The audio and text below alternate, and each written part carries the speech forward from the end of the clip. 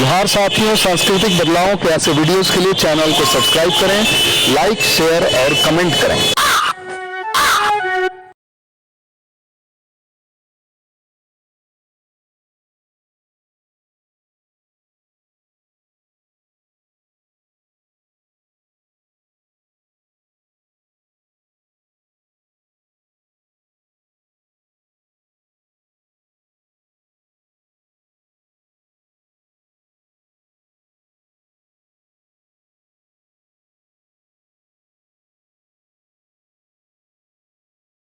तो आज जो हमारे आज के जो द्वितीय प्रमुख वक्ता हैं आदरणीय डॉक्टर शशि भूषण कुमार जी, जो कि एक मनोचिकित्सक के रूप में दिल्ली में अपनी क्लिनिक चलाते हैं, अपना हॉस्पिटल चलाते हैं और आप समाज सुधारक के रूप में कार्य कर रहे हैं। और आप समाज सुधारक के साथ में आप वेल्थ मैनेजर कम एडवाइजर भी हम कहते हैं, वेल्थ मैनेजर कम एडवाइजर के रूप में भी काम करते हैं। आपकी जो वेल्थ को कैसे मैनेज करना है, इस पे आपकी गहरी पकड़ है, क्योंकि लोग कमाते तो सभी हैं और खर्च भी सभी करते हैं, बट बचाते भी हैं बहुत सारे लोग। बचाने के साथ में उसको निवेश कैसे करना है, बचत एक अलग चीज है और निवेश अलग चीज है। इन्हीं सब पहलुओं पे सर आज विस्तृत जानकारी देंगे। तो आज मैं आदरणीय डॉक्टर शशि भूषण कुमार जी को मैं मिशन के माध्यम से सम्मान मैं इनवाइट करता हूं कि सर आप आए और अपना उद्बोधन रखें। जी, आदरणीय शशि भूषण कुमार सर, स्वागत है। सभी आदरणीय बंधुओं को मेरा प्रणाम। कृष्ण जी ने थोड़ा ज्यादा ही हमारे बारे में बता दिया है, इतना मैं कोई एक्सपर्ट नहीं हूँ, लेकिन हाँ देखिए जो कुछ नॉलेज है मैं सोचता हूँ कि थोड़ा उसको शेयर किया जाए आप लोगों के साथ, ताकि जो अपने ग्रुप के लोग हैं और स्क्रीन शेयरिंग का ऑप्शन सर थोड़ा सा करना पड़ेगा।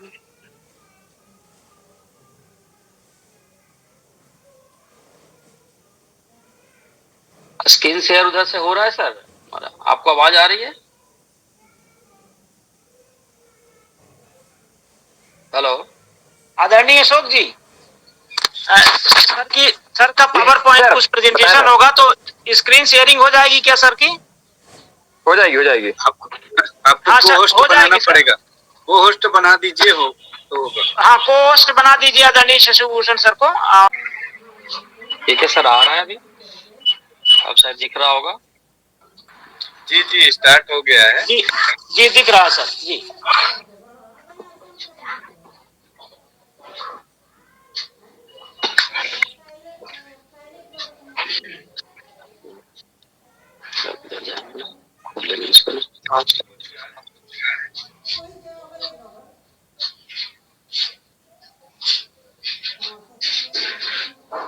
सर दिख रहा है अभी? जी सर दिख रहा। ओके सर, दिख रहा है अभी दिख रहा है, जुड़ गया। स्क्रीन दिख रहा है sir?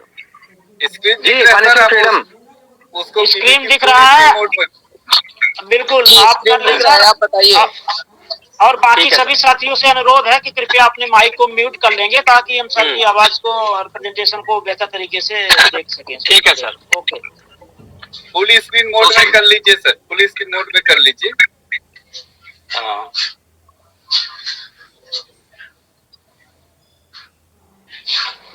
Full screen mode, full screen mode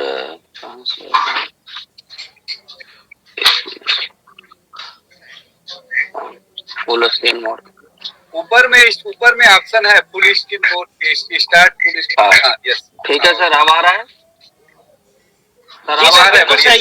बिल्कुल सही है जी। ठीक है। हाँ सर, बात करते हैं, चूंकि मैं डॉक्टर शशि भूषण कुमार हूँ, मैं एक साइकाट्रिस्ट हूँ दिल्ली में। बाकी सब लोगों को शायद मेजोरिटी ऑफ जो हमारे मेंबर्स हैं उनको पता है हमारे बारे में। और कुछ जो नॉलेज है ये हमारा फाइनेंशियल मैनेजमेंट का, ये मैं थोड़ा सीखा हूँ, और एक हमारे ग्रुप है डॉक्टर्स लोगों का, उनमें इनका योगदान बहुत है। ये बात हम इसलिए रखना चाहते हैं कि बहुत सारे लोग जो हैं फाइनेंसेस को लेकर बहुत ही केयरलेस रहते हैं, और ये मैं भी था शुरू में, मुझे भी पता है कि कैसे मैनेज किया जाता है।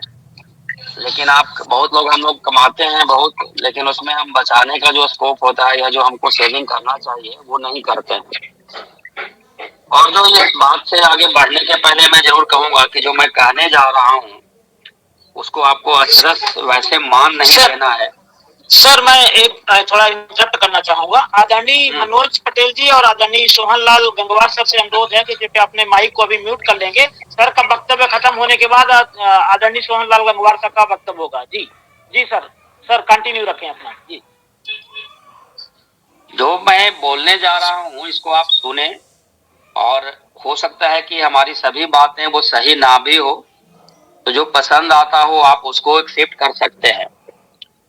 जरूरी नहीं है कि सभी बातें को बिल्कुल अक्षरश मान ही लिया जाए, क्योंकि नॉलेज हमेशा क्या होता है कि नॉलेज को गेन करने का दो तरीके होते हैं। या तो आप खुद पढ़कर नॉलेज को प्राप्त करिए, या दूसरा तरीका होता है कि लोग आप जो जिसको जानते हैं, जो पढ़े लिखे लोग हैं, उनसे सुनिए और उनकी बातों को समझिए। पहला तरीका सबसे बढ़िया तरीका होता है कि आप खुद नॉलेज को गेन करते हो कहीं से भी, लेकिन वो उसमें टाइम कंज्यूमिंग होता है कि आप सभी चीजों को पढ़ नहीं सकते हैं, क्योंकि हमारी बहुत सारी कमिटमेंट होती है लाइफ में। काम भी करना है, वर्क करना है। क्या नंबर क्या बताए थे आप? है ना? तो हम बात करते हैं कि जो फाइनेंशियल फ्रीडम है क्या एग्जैक्टली। देखिए, फाइनेंशियल फ्रीडम का मतलब होता है कि आप डेब्ट फ्री हो, मतलब आप पे कोई कर्ज ना हो। बेसिक एम होता है कि फाइनेंसेस का कि आप पे कोई कर्ज नहीं होना चाहिए। तो जब भी आप कैसे इसको गेन करेंगे कि कर्ज ना हो, ऐसा नहीं है कि कर्ज ना हो का मतलब है कि आपको कर्ज नहीं लेना है। कुछ कर्ज जो होता है इसेंशियल होता है, जो हम आगे की स्लाइड में बात करेंगे। तो फाइनेंस को थोड़ा इन्वेस्टमेंट, हम बेसिकली बात करेंगे इन्वेस्टमेंट के पॉइंट ऑफ व्यू से कि हमारे पास ऑप्शंस क्या हैं कि जिसमें हम इन्वेस्टमेंट कर सकते हैं। यूजुअल जो इन्वेस्टमेंट होता है आजकल आप देखते होंगे कि हम लोग जो पुराने हमारे जो लोग हैं, बेसिकली जो मेजर इन्वेस्टमेंट उनका होता है वो बैंक में होगा, एफडी में होगा, या एलआईसी की पॉलिसीज में होगा। ये सब जो जितने भी एफडी हैं और एलआईसी की पॉलिसीज हैं, यूजुअली आप देखेंगे कि उसका जो रिटर्न होता है यूजुअली 7 to 8% होगा, क्योंकि उसके पीछे वजह होती है कि एलआईसी पॉलिसीज और जो एफडी है उसका जो इन्वेस्टमेंट है उसको फाउंडेशन है कि वो गवर्नमेंट सिक्योरिटीज में ही इन्वेस्ट करेगा। जैसे गवर्नमेंट सिक्योरिटीज में होता है, गवर्नमेंट सिक्योरिटीज होती है, टी बिल्स होता है, ट्रेजरी बिल्स जिसको बोलते हैं, फिर है। तो वहां पे जो रिटर्न है वो 7%, 7% के आसपास है। अगर वहां पे उसको जो इन्वेस्टर है जिसके थ्रू आप कर रहे हैं, बैंक के थ्रू एफडी कर रहे हैं या एलआईसी पॉलिसी के थ्रू अगर इन्वेस्ट कर रहे हैं आप, तो उसको अगर 7% रिटर्न मिल रहा है तो वो आपको 7% रिटर्न कैसे दे सकता है? तो उससे कम ही देगा। इसीलिए इसमें जो एनुअल कंपाउंडिंग जो रिटर्न होगा आपका पॉलिसीज में, जितने भी पॉलिसीज हैं आपका, वो एलआईसी की पॉलिसी हो या गारंटेड पॉलिसी हो, यूलिप हो, सभी अल्टीमेटली 7-8% का रिटर्न होता है। तो इसलिए इन्वेस्टमेंट को आपको थोड़ा सा खुद आपको लर्न करना पड़ेगा, क्योंकि देखिए पैसा आपका है तो आप दूसरे के थ्रू क्यों मैनेज करना चाहेंगे। तो इसलिए सबसे जो इम्पोर्टेंट बात है कि आप अपने इन्वेस्टमेंट जो भी आप डे वन से जब भी आप कमाना शुरू करते हैं तो आप एक टारगेट रखें कि आप अपने मिनिमम जो आपकी अर्निंग है, जो भी अर्निंग है उसका 10 to 20% to 30% आप बचाने का प्रयास करें। उसके बाद फिर हम आता है कि इन्वेस्टमेंट हम करेंगे कहाँ। तो इन्वेस्टमेंट हमने बताया कि अगर एफडी में करना है या पीपीएफ की रिटायर पीपीएफ अकाउंट होता है जिसमें कि 8% के आसपास गवर्नमेंट रिटर्न देती है। उसके अलावा हमारे पास क्या ऑप्शंस है जहां पर रिटर्न हमको 12% 13% मिल सकता है। तो उसमें जो है बेसिकली म्यूचुअल फंड होता है, ईटीएफ होता है, एक्सचेंज ट्रेडेड फंड होता है, एसजे भी होता है, सोवरेन गोल्ड बॉन्ड होती है आजकल जो गवर्नमेंट समय समय पे निकालती है। उसमें एवरेज रिटर्न देखिएगा तो 12% के आसपास मिल जाता है।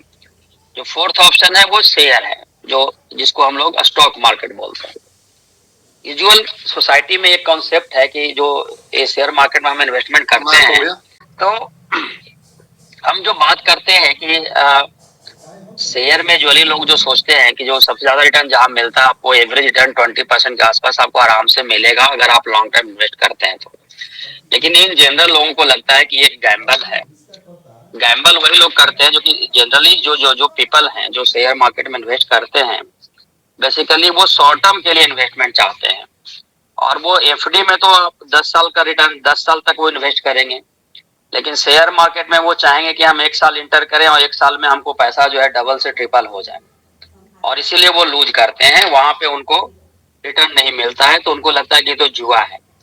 जबकि फैक्ट ये है कि अगर मोर देन 7 पर ईयर तक आप रखते हैं, क्योंकि कोई भी फाइनेंशियल साइकिल जो होता है यूजुअली 6 ईयर्स का 6 से 7 ईयर्स का साइकिल में चलता है।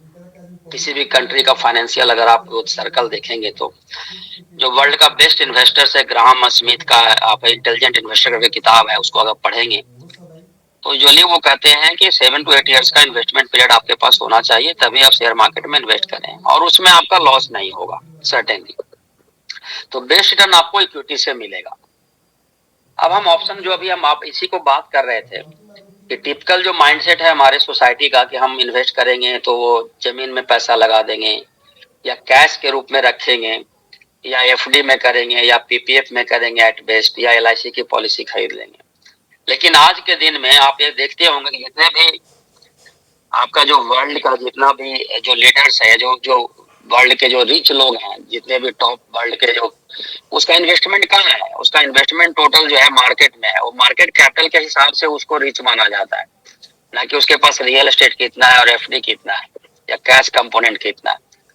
तो हम रिटेलर के होने के नाते हमारे पास भी वो ऑप्शन है जहां से हम कुछ ज्यादा रिटर्न ले सकते हैं। तो इसमें है म्यूचुअल फंड्स है, जिसमें कि डायरेक्ट फंड में करना है। आजकल 2 तरह के ऑप्शंस होते हैं मैच्योर फंड्स में, रेगुलर और डायरेक्ट। रेगुलर और डायरेक्ट में लगभग 1% का डिफरेंस हो जाता है, क्योंकि रेगुलर जो होता है वो बीच में एक मैनेजर होता है, फंड मैनेजर, तो उसको 1% आपका चला जाता है। तो 1% जो वो आपका अगर डायरेक्ट में करते हैं तो उसमें 1% का जो वो मार्जिन है वो ज्यादा होता है, तो रिटर्न आपका कंपाउंडिंग ज्यादा हो जाएगा।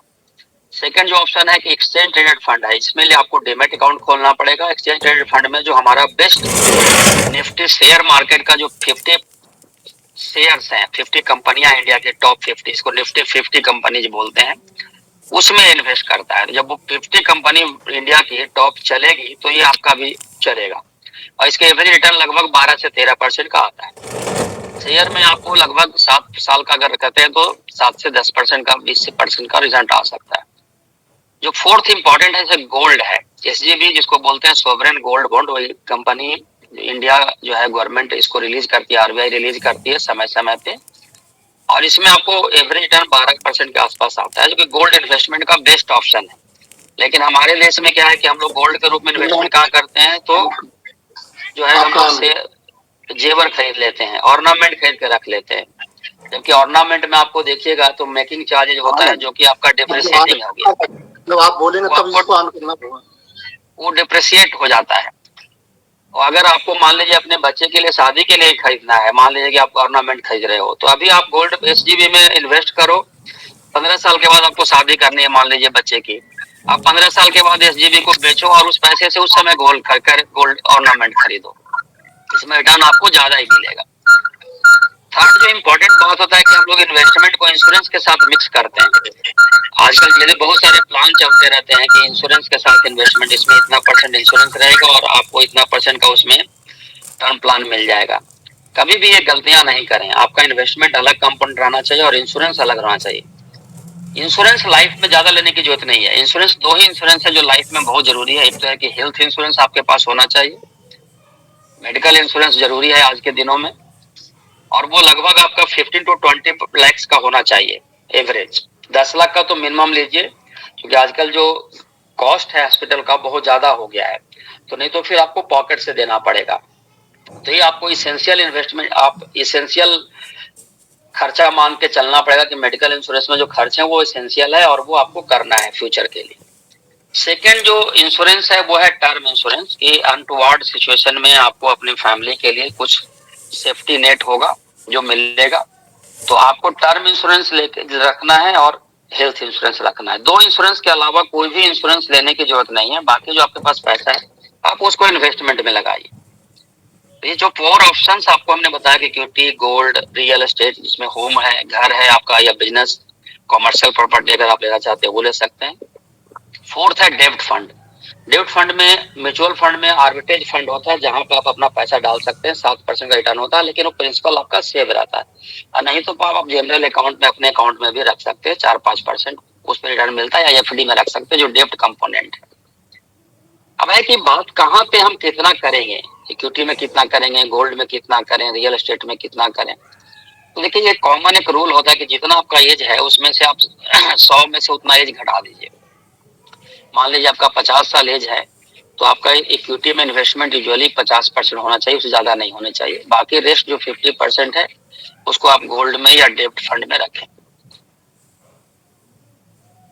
अब है कि लोन जो है, आपको बताया कि लोन यूजुअली जो लोन हम लोग लेते हैं, कहाँ पे हम लोग फाइनेंशियली जो है फंसते हैं, ट्रैप कहाँ होता है कि हम लोग कंज्यूमरिज्म लोन बहुत ज्यादा यूज करते हैं कि अब कार लोन लिया, या घर में हमको एसी खरीदना है उसके लिए लोन ले लिया, फ्रिज खरीदने के लिए लोन ले लिया। तो ये सब चीजों को अवॉइड करें। कंज्यूमर गुड्स के लिए कभी भी लोन लेने का प्रयास ना करें। उसको कंज्यूमर गुड्स उतना ही खरीदें जितना आपके पास रिसोर्सेस है, और उसको आपको उस पर कम परसेंटेज इंटरेस्ट देने की जरूरत ना हो। प्रयास ये करना चाहिए, लेकिन ऐसे इसमें हमें अपने अपने चॉइसेस होते हैं। लेकिन अगर इसको अगर आप फॉलो करेंगे तो आप डेब्ट के में नहीं फंसेंगे। और लोन जो है, होम लोन, एजुकेशन लोन और बिजनेस लोन, ये एग्जेम्पशन है। चूंकि होम घर एक जरूरी है, तो होम लोन आपको इसेंशियल चीज है, आपको करना पड़ेगा। और अगर पॉसिबल हो तो जितना जल्दी हो सके आप उसको पे करने का प्रयास करें, ताकि इंटरेस्ट कंपोनेंट आपका कम हो जाए।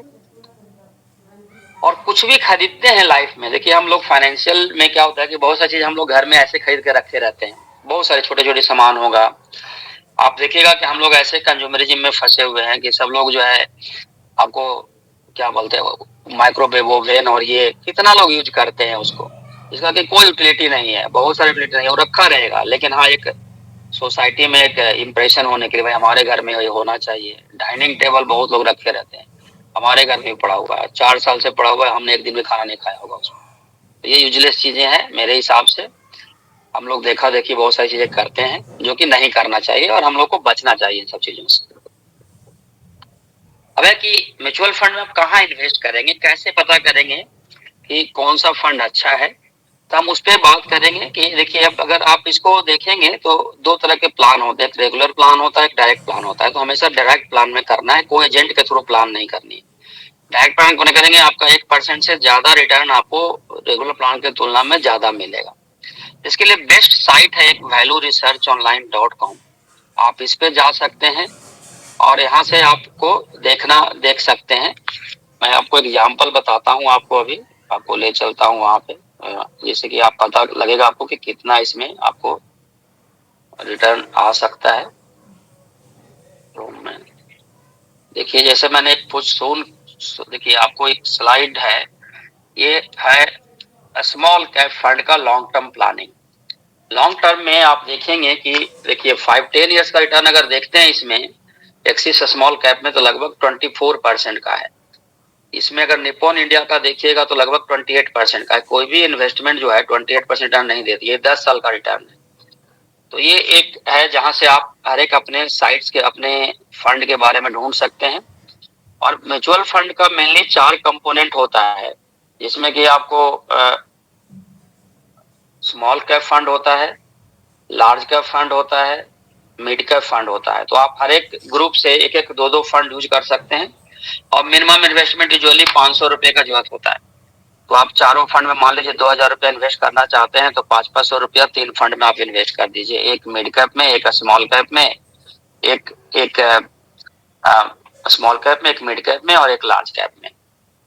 ये इस तरह से आप इसको कर सकते हैं। सेकंड है जो कि म्यूचुअल फंड का एक साइट है, MFU, म्यूचुअल फंड यूटिलिटीज।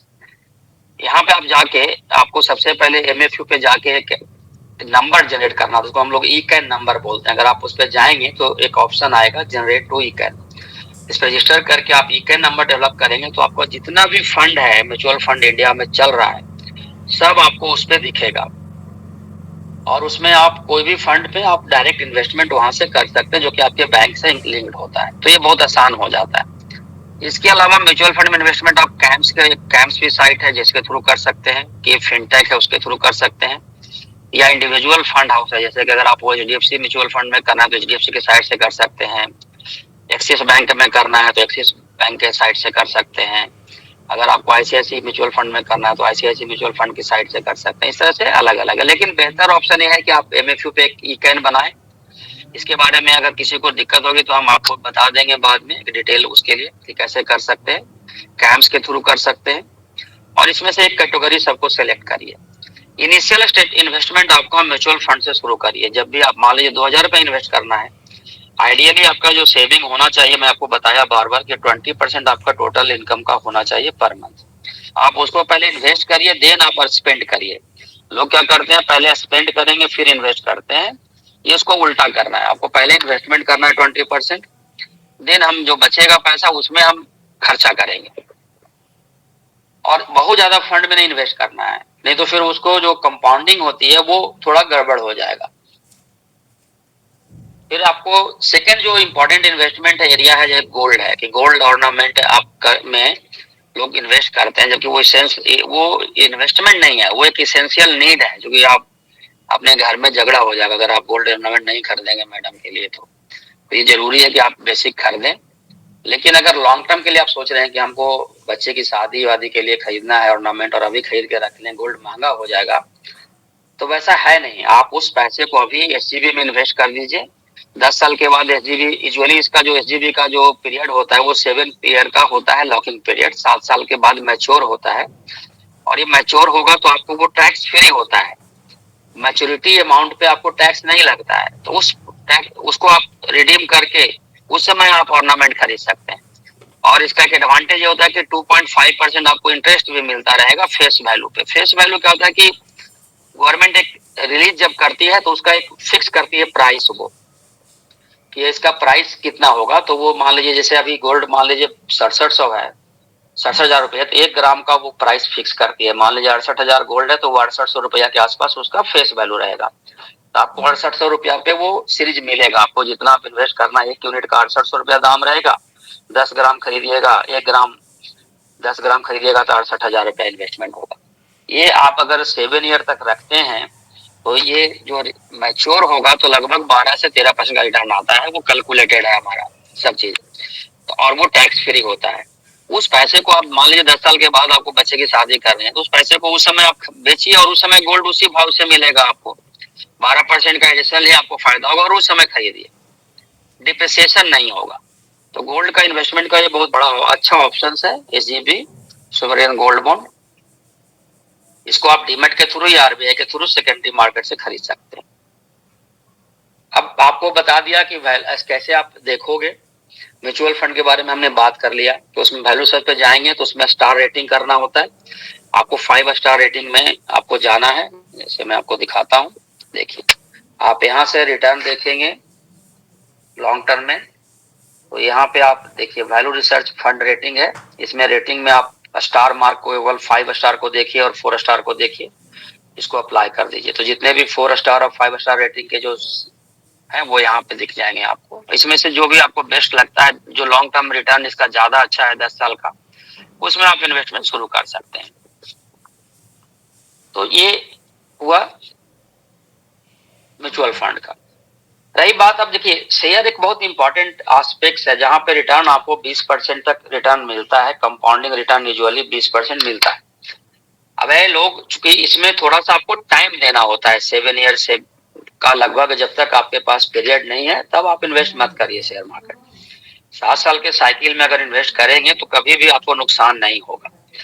अब कौन सा शेयर में करना है, तो सिंपल रूल आपको बताता हूँ कि हम लोग जो डेली यूज करते हैं सामान, मान लीजिए हम काम करते हैं तो हम लोग डेली घर में जो सामान यूज करते हैं, जैसे आप टूथब्रश यूज करते हो, टूथपेस्ट यूज करते हो, किसका यूज करते हो, कोलगेट का यूज करते हो, पेंट किसका यूज करते हो, जो एशियन पेंट का यूज करते हो या बर्गर पेंट यूज करते हो। आप गाड़ी चलाते हो तो टायर किसका यूज करते हो, अपोलो का यूज करते हो या जैक्सन का यूज करते हो, MRF का यूज करते हो। इस तरह से अगर ये सिंपल जनरल चीजें हम बता रहे हैं आपको कि जो जनरल सामान हम लोग यूज करते हैं उसको देखिए और उसकी कंपनी के बारे में पढ़िए। स्टील है, हर एक सेक्टर्स, एक 10 सेक्टर को चुन लीजिए। जैसे आप पेंट सेक्टर चुन लीजिए, स्टील सेक्टर में टाटा स्टील हो गया चुन लीजिए, रोड की कंस्ट्रक्शन कंपनी कंस्ट्रक्शन इंस्ट्रूमेंट जो बनाती है वो चुन लीजिए, जो डेली हम सामान यूज करते हैं एफएमसी जिसको बोलते हैं, फास्ट मूविंग कंज्यूमर गुड्स, जिसमें कि ब्रिटानिया है, आईटीसी है। तो ऐसे बड़ी बड़ी कंपनियां का शेयर अगर आपको हर एक महीने आप 10 शेयर मान लीजिए, हर एक कंपनी का एक एक शेयर लेना शुरू करिए। आप देखिएगा कि एक 10 साल के प्रपोर्शन में आपके पास एक अच्छा कॉर्पस डेवलप हो जाएगा।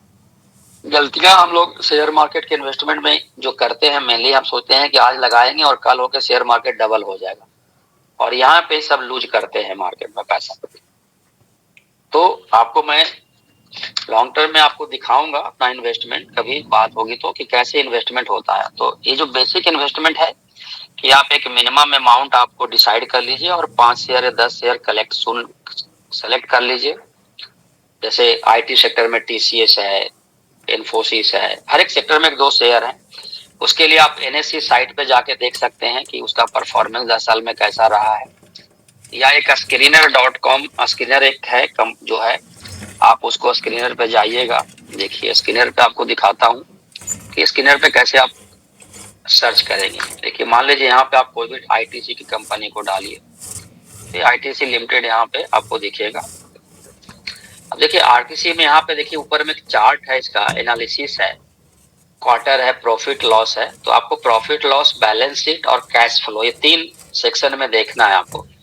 बैलेंस शीट में आपको मेनली जो देखना है कि इसको आपको टोटल एसेट देखना है। आपको देखिए लास्ट टाइम देखिएगा कि टोटल एसेट हमेशा इसका बढ़ता हुआ होना चाहिए कोई भी कंपनी का। तो अगर ये बढ़ता हुआ जा रहा है इसका मतलब है कि उसकी जो वैल्यू है वो बढ़ रही है। तो इसमें एक आपको ये देखना है। सेकंड, कैश फ्लो में देखिएगा कि कैश फ्लो में 3 कंपोनेंट होता है, ऑपरेटिंग एक्टिविटी से और इन्वेस्टमेंट से या फाइनेंसिंग एक्टिविटी से। तो आपको ऑपरेटिंग एक्टिविटी देखना है, कंपनी कमा कितना रही है अपने प्रोडक्ट को बेच करके, ये मेन कंपोनेंट होता है। इसमें भी आप देखिएगा कि बढ़ता हुआ होना चाहिए हमेशा। देखिए 18 में इसका 13,000 था और 23 में 18,000 है, तो ये हमेशा इंक्रीजिंग ऑर्डर में होना चाहिए। तो ऐसे कंपनियों को आपको देखना है। फिर आप चले जाइए इस पे बैलेंस शीट पे। तो बैलेंस शीट में आपको एसेट बता दिया, कैश फ्लो बता दिया। प्रॉफिट लॉस में आप जाइए। प्रॉफिट लॉस में आपको देखना है mainly operating profit. Operating profit इसका कितना है और सेल कितना है। देखिए सेल जो है देखिएगा कि बढ़ता हुआ है कि नहीं है, ये देखिए ग्रेजुअली इंक्रीज कर रहा है इसका। उस तरह से इसका ऑपरेटिंग प्रॉफिट देखिएगा हमेशा बढ़ता हुआ चला जा रहा है। तो ऐसे आपको देखना है। फिर देखना है प्रॉफिट बिफोर टैक्स, जिसको कि हम लोग ईबिटा बोलते हैं। तो प्रॉफिट बिफोर टैक्स भी ग्रेजुअली इंक्रीजिंग होना चाहिए, और 5 साल का डाटा आपको कम से कम लेना है कि 5 साल में कैसा परफॉर्म किया है कंपनी। देखिए 20 था, यहाँ पे 25 हो गया, यहाँ 27 हो गया। फिर उसके बाद आपको जो है ना टैक्स परसेंटेज देखना है कि टैक्स परसेंट, अगर कोई कंपनी कमाएगी तभी गवर्नमेंट को टैक्स देगी।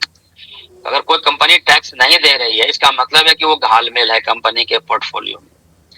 और शेयर में क्या होता है कि मेजोरिटी ऑफ आदमी इन्वेस्टमेंट क्या करते हैं, से पे करते हैं। उसने कहा, दोस्त ने कर दिया, खरीद लिया। अच्छा सुनिए अडानी का शेयर बढ़ रहा है तो खरीद लिया। अब अडानी का जब आप कंपनी देखिएगा तो उसका जो डिपसिट देखिए, आपको दिखाता हूँ, 2 लाख करोड़ के डिपसिट में है वो, समझे। तो अडानी की कंपनी को अगर देखेंगे तो मेजोरिटी जो इसकी कंपनियां हैं, अडानी एंटरप्राइजेज, सभी निगेटिव में है। इसका जो कैश फ्लो होगा सब निगेटिव में है। प्रॉफिट लॉस आपको निगेटिव में दिखेगा। देखिए अभी थोड़ा बढ़ा है इसका प्रॉफिट अभी थोड़ा बढ़ा है। फिर बैलेंस शीट आप देखिए तो जनरली कम दिखेगा आपको। इसका लॉस देखिएगा तो कम दिखेगा। तो कुछ कंपनी का ठीक है, कुछ का बहुत ज्यादा। देखिए इसमें रेटिक है, 2000 में ऑपरेटिंग प्रॉफिट 16,000 तो अचानक से इसमें 2700 हो गया जी। तो नेट कैश फ्लो देखिए यहाँ पे निगेटिव में है 2021 में, जबकि 22 में थोड़ा सा पॉजिटिव है। तो इस तरह से आप स्क्रीन कर सकते हैं इसमें जाके, और कहीं इसीलिए स्क्रीन करके ही करना है। और मेनली टॉप 20 कंपनियां आप टॉप, या तो कुछ नहीं समझ में आए तो निफ्टी 50 में जितनी कंपनी है 50 इंडिया की टॉप कंपनियां हैं, आप उसमें अपना जो है मंथली एक SIP स्टार्ट कर लीजिए। SIP का मतलब होता है सिस्टमिक इन्वेस्टमेंट प्लान। उसमें आपको सबसे पहले जो है कि जो व्यू होना चाहिए वो लॉन्ग टर्म होना चाहिए। और सेकंड, आप एक सबसे पहले अगर शेयर में करना है तो आपको डीमेट रखना पड़ेगा। तो डीमेट खोलना पड़ेगा आपको। डीमेट आप ICICI में खोल सकते हैं, जो कि ICICI का थोड़ा कॉस्टली है, जो कि इसका 800 या 900 रुपया एनुअल चार्ज है पर मंथ का एनुअल चार्ज। जरोधा जो है सस्ता है, जरोधा केवल 99 रुपीज एनुअली लेता है क्वार्टरली, तो लगभग 300 रुपया लेता है। एंजल का भी वही है, ग्रो का भी बहुत कम है, तो ये सस्ता है थोड़ा। मतलब एनुअल जो कॉस्ट है ऑपरेटिंग, हर एक एनुअल चार्जेज होते हैं वो बहुत मिनिमल है इसमें।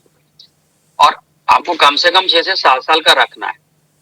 अब रही बात भी, ठीक है खरीद तो लिया, लेकिन हमको बेचना कब है, तो आपको एक टारगेट बनाना पड़ेगा कि आपने खरीदा किस पर्पस है। सपोज आपने 20 ईयर्स में मान लीजिए बच्चे के हायर एजुकेशन के लिए खरीदा है, तो डोंट सेल फॉर 20 ईयर्स। बच्चे के एजुकेशन का फी देना होगा तो आप बेचिएगा।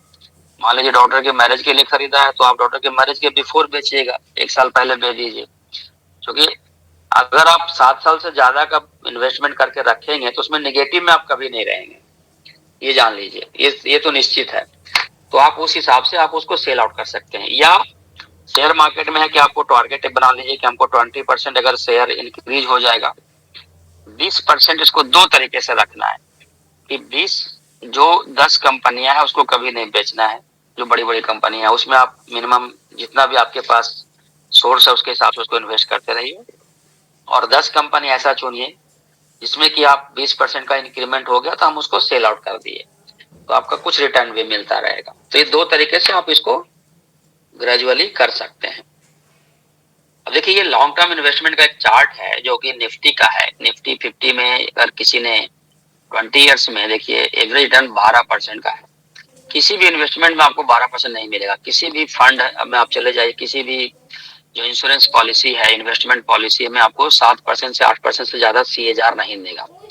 अब CAGR आपको दिखाते हैं, CAGR कैसे कैलकुलेट करेंगे। बहुत लोग, अगर कोई भी आपको इन्वेस्टमेंट वाला आता है आपके पास, आप उसको बोलिए कि इसका रिटर्न, बोलेगा कि इतना % रिटर्न है, तो इसमें दो वैल्यू रखना होता है। आप उसको बोलिए कि कितना कंपाउंडिंग एनुअल ग्रोथ रेट कितना होता है। तो आप देखिए, मान लीजिए इन्वेस्टमेंट अगर आपने किया 20,000 रुपए का सपोज, और फाइनल वैल्यू आपका अगर मान लीजिए कि हो गया 1,00,000 रुपया, मान लीजिए हम इसको एक टेंटेटिव मान के चलते हैं, ये 5 साल में हुआ, तो आपका CAGR देखिए कितना आया। ये 37 पॉइंट का आता है CAGR 5 साल में, अगर इतना हो गया तो ये CAGR कैलकुलेट करने का एक सिंपल ऑनलाइन आप कैलकुलेट कर सकते हैं। ICICI डायरेक्ट पे भी है, इस तरह से आपको देख सकते हैं। और तो ये तरीका है, ये सिंपल वे है इन्वेस्टमेंट का।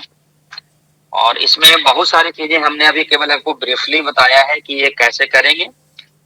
अब एक और जो है तरीका कि आपको अब बहुत थोड़ा डिटेल हो जाएगा कि हम चार्ट कैसे देखेंगे और कौन से इन्वेस्टमेंट करेंगे, वो फिर कभी हम डिटेल में बात करेंगे। तो फिलहाल के लिए मेरे तरफ से इतना प्रेजेंटेशन है। इसमें किसी को कुछ सवाल है, कुछ जवाब करना चाहते हैं, किसी को कुछ क्वेश्चंस है तो बता सकते हैं। मैं बहुत बहुत धन्यवाद सर। मैं 1 मिनट लूंगा। जैसे सर ने बताया कि 7 साल में जो है आप कभी भी नुकसान में नहीं रहेंगे। तो और दूसरा सर ने एक बात बीच में बोली थी कि हम मतलब लापरवाह होते हैं फाइनेंस के मामले में। तो मैं भी अपने आप को भी लापरवाह ही समझता हूँ। फाइनेंस के मामले में बिल्कुल ध्यान नहीं दिया। लेकिन मैं एक छोटी सी घटना बता रहा हूँ जिससे आपको बाकी साथियों को समझ में आएगा कैसे फायदा होता है। क्योंकि मैं स्वयं नहीं कर पाता ये फाइनेंशियल मैनेजमेंट, तो मैं अच्छे जो हमारे साथी हैं जो विश्वसनीय हैं तो उनकी बात सुनता हूँ। तो आज से 7 साल पहले मैं असम में था। असम में मेरे एक साथी थे, उन्होंने बताया कि सर आपके पास कुछ अगर पैसे हो तो आप यहाँ इन्वेस्ट कर दीजिए शेयर्स में। तो मैंने TCS का शेयर ले लिया उसके कहने पे। और उस समय TCS शेयर थे लगभग 1,000-1,200 रुपए पर शेयर थे। और आज के समय वो 3 गुना ज्यादा हो गए 7 साल में। अब मैं इनफैक्ट लेके भूल गया था उनको। मैं बाद में अब उसमें सर अगर आप उसका CAGR कैलकुलेट करेंगे, मान लीजिए कि 3 साल में डबल हो गया है ना। अब 1,000 रुपए का शेयर भी आपने लिया और 3,000 हो गया मान लीजिए, तो ये जो अगर 3 साल में डबल हुआ तो ये 44% का रिटर्न होता है सर। मतलब जस्ट मैं एक उदाहरण बता रहा हूँ, ये सिर्फ कहना चाह रहा हूँ कि मान लीजिए कोई अपना खुद नहीं कर पाता है, जैसे सर आप जितना मेहनत किया है हम लोगों के लिए, आपने इतना समझाया है, तो आपको एक बार पुनः अभिनंदन करते हुए ये बात समझाना चाहता हूँ, अगर आप खुद नहीं कर सकते, अगर नहीं समझ सकते, खुद टाइम नहीं दे सकते, तो ऐसे किसी विश्वसनीय आदमी को पकड़ो जो विश्वसनीय आदमी खुद भी निवेश करता हो, क्योंकि सलाहकार दो प्रकार की। जी सर, इसमें मैं आपको आप लोगों को कभी भी गाइड करने के लिए तैयार हूँ, किसी को भी अगर इंटरेस्ट है तो। ऐसे तो बेहतर है कि खुद पढ़े लिखे जाने। मतलब सर मेरा ये कहना सभी साथियों से कि सलाहकार दो प्रकार के होते हैं, एक सलाहकार वो होता है जो खुद नहीं काम करता सिर्फ सलाह देता है, और दूसरा ऐसा आदमी होता है जो खुद काम कर चुका होता, अनुभव ले चुका होता, फिर सलाह दे। तो जो दूसरे प्रकार के सलाहकार हैं, अपने दोस्त हैं जो विश्वसनीय हैं, उनकी आप सलाह पे एक मिनिमम अमाउंट से निवेश कर सकते हैं। जैसे SIP सर ने बोला, बहुत से लोग पेंशनर हैं जिनकी पेंशन 40,000 50,000 मिलती है, तो आप 2,000 4,000 पर मंथ SIP कर सकते हैं, मतलब एक सेफ साइड में लेके एक अच्छा निवेश होगा। मतलब आप जिस इंस्ट्रूमेंट में करना हो, आप अपने टाटा हो, विश्वसनीयता जिसमें अच्छी हो, वो सारा सोच समझ के आप कर सकते हैं। और दोबारा भी हम लोग आगे चल के कभी करेंगे, इस तरह बीच बीच में ऐसे आधे घंटे का हम लोग सेशन किया करेंगे, क्योंकि जब हमारे पास समृद्धि आएगी, आर्थिक समृद्धि, तभी तो हम कहीं दान पुण्य कर पाएंगे, लोग मदद कर पाएंगे। अगर आप मान लीजिए कि अगर हम पैसे हमारे पास लिमिटेड हैं और हमारे पास, इसलिए हमारी कैपेसिटी लिमिटेड है सहयोग करने की, तो अगर हमारे पास थोड़ा पैसे ठीक ठाक ग्रो होंगे, पैसे से पैसा बनाना सीखेंगे और वो भी एक सुरक्षित तरीके से, तो निश्चित रूप से हम लोग समाज को और अच्छा पे बैक टू सोसाइटी कर पाएंगे। तो बस इतना ही कहना था मुझे। बहुत बहुत धन्यवाद सर। जी बहुत बहुत शुक्रिया आदरणीय डॉक्टर शशि भूषण सर आपका। निश्चित रूप से आपने बहुत बेहतरीन जानकारी दी और जेपी सर ने भी आपने बहुत अच्छे रिमार्क्स दिए। तो निश्चित रूप से मतलब आपने जिस तरीके से आज बताया कि अगर हमारी उम्र, आपने बेसिक स्टार्ट यहीं से किया था कि अगर हमारी उम्र सपोज करिए 50 साल है तो हम उसको 100 से माइनस कर दें तो यानी 50% 50 होता है, तो 50% हमारा इक्विटी में होना चाहिए इन्वेस्टमेंट। इक्विटी में बहुत सारे ऑप्शन टूल्स सर ने बताया, 4 टूल्स बताया, म्यूचुअल फंड, ETF, SF और शेयर्स। शेयर्स जो डायरेक्ट इक्विटी है, बट ये ETF और SF भी जो उसी टाइप के हैं। म्यूचुअल फंड भी इक्विटी का ही एक कम रिस्क वाला एक मोड है। तो आप सब बिगिनर्स के लिए, जैसा कि सर ने बताया कि म्यूचुअल फंड से स्टार्ट करना बेहतर होगा। और म्यूचुअल फंड की सर की कैटेगरीज भी तरह तरह की, इसमें 3-4 मुख्य कैटेगरी होती हैं, मिड, स्मॉल, लार्ज और फ्लेक्सी और मल्टी कैप भी एक ऑप्शन है। तो उनमें से जाने पहले थोड़ा सा हम समझने की कोशिश करेंगे। और शुरू म्यूचुअल फंड में की ब्यूटी ये है कि आप 500 रुपए से, या अभी कुछ म्यूचुअल फंड ऐसे भी हैं जो कि 100 रुपए से भी SIP वहाँ पे स्टार्ट होती है। तो आप जो भी है, आप एक तो थंब रूल जनरली बताती है कि आपका जैसे 50 साल की एज है, 50,000 अगर आप कमा रहे हैं तो उसका 20% यानी 10,000 के आसपास बचत करने की कोशिश करनी चाहिए। बट 10,000 का फिर फर्दर वर्टिफिकेशन होना चाहिए कि एक तो 50% इक्विटी वाले पोर्शन में जाने चाहिए, यानी 5,000 जो इक्विटी वाले पोर्शन में एक्सपोजर होना चाहिए और 5,000 जो है हमारा डेट में होना चाहिए। एक्चुअल में जो डेट इंस्ट्रूमेंट होते हैं वो बचत इंस्ट्रूमेंट होते हैं और जो इक्विटी होता है वो इन्वेस्टमेंट होता है। थोड़ा इसको समझने की जरूरत है, जैसा सर ने बताया कि बचत और इन्वेस्टमेंट में थोड़ा डिफरेंशिएट करने की जरूरत है। बचत जो वो चीज होती है जिसमें कि हमारा इन्फ्लेशन मुश्किल से बीट होता है, यानी 5-6% का रिटर्न हमको बचत में मिलता है, जो भी FD RD जो भी है इस टाइप से। और इन्वेस्टमेंट होता है जिसमें पावर ऑफ कंपाउंडिंग का बेनिफिट मिलता है और वहां से हमारा पैसा मल्टीपल ग्रोथ होता है। तो हमको 50-50% का रिस्क है, थोड़ा रिस्क ज्यादा नो डाउट, जहाँ पे रिवार्ड ज्यादा होगा रिस्क भी थोड़ा ज्यादा इन्वॉल्वमेंट होगा। पर जैसा सर ने बताया कि हमारा एक जो मार्केट का साइकिल होता है वो 7 ईयर्स में, एवरी 7 ईयर्स में एवरेज जो है मार्केट एक साइकिल कंप्लीट करता है। तो कम से कम 7 ईयर्स का अगर हमारे पास टाइम है तो हम निश्चित रूप से अच्छा ग्रोथ अपने मनी की वहां से मल्टीपल ग्रोथ कर सकते हैं। जैसा जेपी सर ने बताया कि उनका 3 साल में पैसा 3 गुना हो गया। तो निश्चित रूप से ये पावर ऑफ कंपाउंडिंग का इफेक्ट है। और इन्वेस्टमेंट करने से पहले जब आप अंदर जाएंगे तो म्यूचुअल फंड वगैरह में बहुत सारी चीजें आती है। जब कंपैरेटिव स्टडी करेंगे तो हम कंपैरिजन करने से पहले हम ये करेंगे कि जो अगर हम लार्ज कैप में जा रहे हैं तो उसका जो बेंच मार्किंग है, लार्ज कैप का कंपैरिजन लार्ज कैप के रिटर्न से करेंगे, स्मॉल कैप का स्मॉल कैप से, मिड कैप का मिड कैप से और फ्लेक्सी कैप या मल्टी कैप का फ्लेक्सी या मल्टी कैप से ही करेंगे। उसमें बहुत सारी एक चीज और जोड़ दूं सर, क्षमा चाहता हूँ मतलब जो मैंने एक स्टेटमेंट दिया अपना, वो ऐसा मत समझिएगा बाकी लोग तीन गुना हो जाएगा। मतलब मेरी जो बात है वो प्रैक्टिकल मैंने बताया, वो एक शेयर का हुआ है, लेकिन आप 10-12% ही मान के चलिएगा। जो सेफ साइड, जो मुझे लग रहा है ऐसा ना हो कहीं कि इसको एक लोग अलग रूप में समझे कि मेरा वो संयोग हो गया, कह लीजिए टाटा का शेयर था, बाकी शेयर 10% 12 इतना ही उम्मीद कीजिएगा, मतलब एनुअली। बिल्कुल बिल्कुल बिल्कुल। और बहुत सारे शेयर ऐसे भी होते हैं कि डिग्रोथ हो जाती है, तो हमको समझना है कि फंडामेंटल हमको देखना है कि एक्चुअल में बिजनेस मॉडल क्या है कंपनी का, और किस तरह से फर्दर स्कोप क्या है कंपनी का। क्या इसका बिजनेस ऐसे ही ग्रो होता रहेगा या कि आगे चल के कुछ प्रॉब्लम हो सकती है। तो कंजम्पशन बेस्ड ने जैसे बताया कि आप जो चीजें खाते हैं पीते हैं उनका स्कोप तो कभी कम नहीं होगा, तो आप कंजम्पशन बेसिस पे मतलब रहने से निश्चित रूप से आपको फायदा होगा। तो क्योंकि बहुत सारी चीजें इसमें अंदर जाने में बहुत सारी चीजें हैं, तो उतना अभी समय भी नहीं है। हमारे दूसरी मुख्य वक्ता भी है सर, आज उनको भी लेना है। तो मोटा मोटी यही है कि हमको कुछ न कुछ अपना रिस्क के साथ में, जो डेप्ट इंस्ट्रूमेंट के साथ में हमको इक्विटी में एक्सपोजर रखना। आदा नहीं राहुल सर, आपने हैंड रेज किया है सर, आप कुछ कहना चाह रहे हैं? जो अगले वक्ता को, राहुल जी के बाद अगले वक्ता को अपन ले लें। आदरणीय राहुल पटेल सर, आप शायद कुछ जी हैंड डाउन कर लिया शायद आपने। नहीं, मैं बोलना चाहता हूँ। जी सर, बोले सर। धन्यवाद जोहार। मैं यह समझता हूँ कि डॉक्टर शशि, आप स्मॉल ट्रेडर को प्रोत्साहित कर रहे हैं कि आप लोग इस क्षेत्र में आइए। सही बात है डॉक्टर शशि?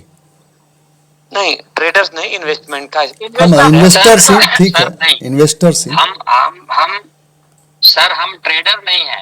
पहली बात मान लीजिए कि हम वैसे लोगों को इसलिए आना चाहते हैं, हम यहाँ पे इसलिए लाने के नहीं, आप मकसद ठीक है, मकसद मैं समझ गया, आपने बहुत विस्तार से बताया है मकसद। मतलब आप चाहते हैं कि जो लोग 10,000, 20,000, 50,000 इस तरह के लोग आए।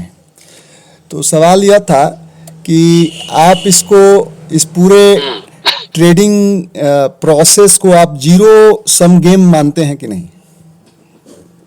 नहीं, एक मिनट, मैं थोड़ा क्षमा चाहता हूँ। नहीं, बिल्कुल नहीं। ट्रेडिंग बार बार कर नहीं, आप देखिए आप ना थोड़ा गलत समझ रहे हैं राहुल जी। हाँ, देखिए हम एक ट्रेडिंग की बात ही नहीं कर रहे हैं, हम इन्वेस्टमेंट की बात कर रहे हैं। शेयर मार्केट में, यही तो मैं कहना चाहता हूँ कि लोग देखिए, शेयर मार्केट में लोग समझते हैं कि ये गैम्बल है। हम ट्रेडिंग की बात ही नहीं कर रहे हैं। हम जैसे मान लीजिए कि एक शेयर खरीदा आईटीसी का, सपोज मैं अपना एग्जांपल देता हूँ, मैं उसको 8 साल पहले खरीदा था 105 रुपये पे, समझे, और मैं उसको अभी तक रखा हुआ हूँ 8 साल से। आज आईटीसी का शेयर जो है 422 या 20 रुपए के आसपास है, समझे। तो मैं चाहता हूं कि देखिए, जो एफडी में रिटर्न है, मेरा जो सिंपल फार्मूला है कि जो एफडी में आपको रिटर्न मिलता है, या कोई भी इन्वेस्टमेंट जो इंश्योरेंस पॉलिसी आप लेते हैं उसमें रिटर्न मिलता है, उसमें आपको 7% का रिटर्न होता है। जी, आप जो शेयर खरीदते हैं लॉन्ग टर्म के लिए खरीदे चाहे शॉर्ट टर्म के लिए खरीदते हैं, बेचते हैं कभी कि नहीं बेचते हैं? बेचते हैं, बिल्कुल बेचते हैं। तो यह शेयर ट्रेडिंग है कि नहीं है? सर वो ऑब्वियसली ट्रेडिंग है सर। हमको इसीलिए मैं, इसलिए इस टर्म पर आपत्ति मत कीजिए। मेरा सिंपल सवाल है कि यह जीरो सम गेम है कि नहीं? बिल्कुल नहीं, जीरो सम गेम का मतलब हम नहीं समझ पा रहे हैं आपका जीरो सम गेम का मतलब। मैं बताता हूँ, जीरो सम गेम नहीं है राहुल। दरअसल क्या है ना, देखिए ऐसा भी हो सकता है कोई कभी ना बेचे। देखिए कंपनी जो है, कंपनी आपको डिविडेंड भी देती है, ऐसा भी हो सकता है कोई कभी ना बेचे। जब तक कंपनी जिंदा है तब तक मैं इन्वेस्टेड हूँ, ये भी हो सकता है। यानी ये मत सोचिए कि अगर कोई इन्वेस्ट कर बेचेगा ही, ऐसा कभी नहीं है। जीरो हो सकता है कंपनी जब 100 साल 2 साल बाद कंपनी बंद हो, डिसॉल्व हो, तो हमको हमारा हिस्सा मिल जाए। अरे आप रियलाइज कीजिएगा ना अपना इन्वेस्टमेंट। आप 200 साल नहीं, राहुल बता रहा, आप 200 साल नहीं ना जिएगा। जैसे मैं बता रहा हूँ, मेरे बच्चों को मिलेगा ना, ऐसा बहुत से एग्जाम्पल बताऊंगा। बात तो आप एफडी को भी रियलाइज करेंगे सर। देखिए टॉपिक डिटेल करेंगे ना, अलग चर्चा करेंगे कभी अलग से राहुल, हम बताएंगे आपको। मैं ठीक है, बहुत ही आप जो कह रहे हैं जनार्दन सर, ठीक है, मैं जीरो सम गेम का थोड़ा सा मतलब ये समझा रहा हूँ। नहीं, सुनिए राहुल, अभी हम लोग ना थोड़ा लेते हैं द्वितीय वक्ता को हम लोग अलग चर्चा करेंगे, ठीक है।